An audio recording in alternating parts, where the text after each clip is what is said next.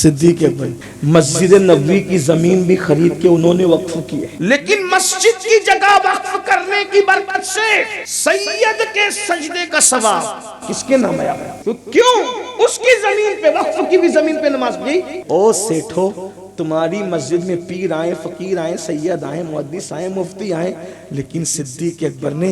मस्जिद नबवी के लिए जमीन वक्फ की है, जहां 10 साल तक नबियों के इमाम मोहम्मदुर रसूलुल्लाह ने मुसलसल सजदे किए हैं, मुसलसल सजदे किए हैं, मुसलसल सजदे किए हैं। अब नबी का एक सजदा, नबी का एक सजदा अंदाजा करो, हो सके तो लाइए दोनों जहां मीजान में। मैंने एक सजदा जमीन करबला से ले लिया, जब दोनों जहान हुसैन के एक सजदे का मुकाबला नहीं कर सकते, जब नवासे के सजदे का ये आलम है, तो नाना के सजदे